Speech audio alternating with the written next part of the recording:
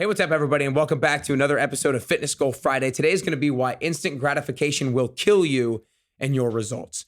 But before I dive into that, I want to make sure that you guys check out the Best You 10-Week Fitness Goal Setting Program, because the program is designed so that instant gratification does not get the best of you. The program is designed so that you can embrace delayed gratification and that you can be patient with the process, because all of us know that we need to be that, right? All of us know that we need to be patient with the results, that we're not going to start working out and crushing our diet during the first week, during 1 week, and we're going to see amazing results, right? It's going to take a long period of time. Oftentimes, action and results are not closely related in time and space. We need to be taking consistent action over a long period of time in order to get the results that we want. And that's what the 10-Week Fitness Goal Setting Program allows you and affords you the ability to do, to be patient with the process and to embrace delayed gratification. So with that being said, let's go ahead and dive right into it. Let's go ahead and dive right into why instant gratification will kill you and your results. Like I said, there's often a gap, or there's often this notion that action and results are not always closely related in time and space. And the thing that's kind of paradoxical about that is actually a good thing for us.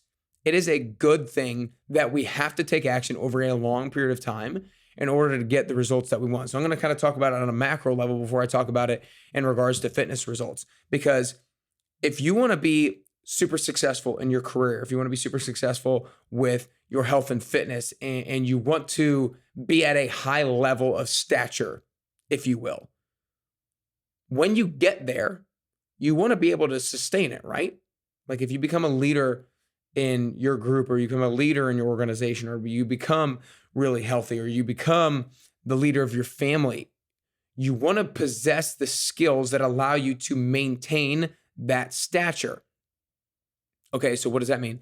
That means that in order to have the skills, you will have to have built them over a long period of time.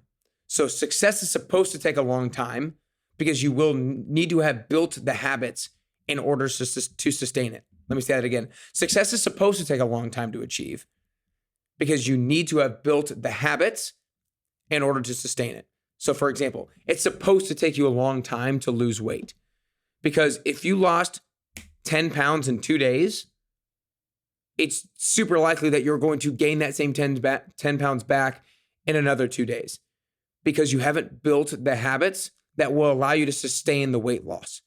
But let's say you lose 10 pounds over 10 weeks. It took you 10 weeks to do it, and it took hard work and consistent action, and it took you to change the version of yourself. You changed your identity over the 10 weeks of the habits that you formed. And so you're going to be much more likely to keep the 10 pounds off, because it took a long time, because you formed the habits that allowed you to sustain it, and you'll be able to keep that weight off moving forward. So it's paradoxical in the sense that we want results quickly, right? We always want results quickly. But if we get results quickly, we're less likely to maintain or sustain that level of achievement.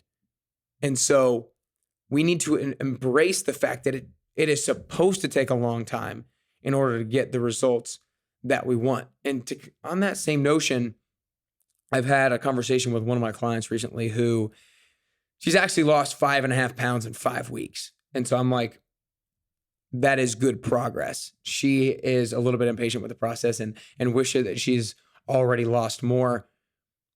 But I'm like, look, what separates successful people from unsuccessful people is this notion of delayed gratification. Because if you want to achieve a worthwhile goal, what does that imply? Oh, if a goal is worthwhile, that means it probably took some hard work and some sacrifice and some time.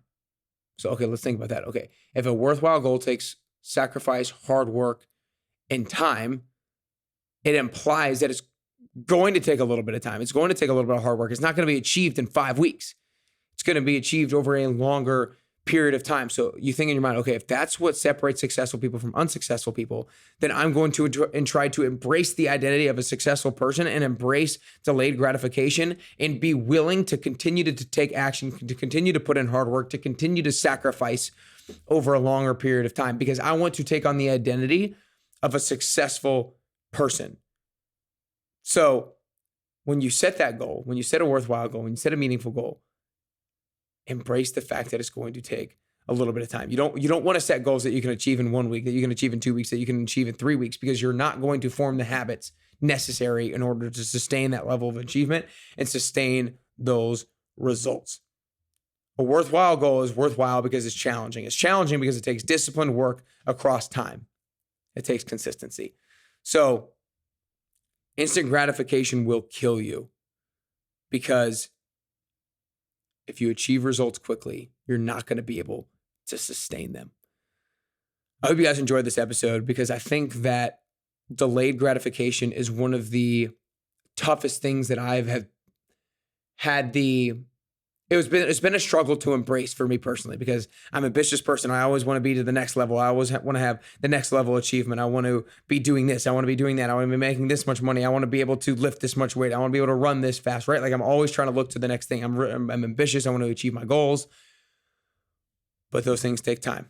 And so I've tried to learn to embrace the journey, to embrace delayed gratification by noting the small wins that I make on a daily, on a weekly, and on a monthly basis. Because if I can learn to embrace those small wins, then I can see the results gradually stacking up onto each other, which will essentially inevitably lead me to the longer term results, the longer term success and achievement that I want to be able to have and that I want to be able to possess.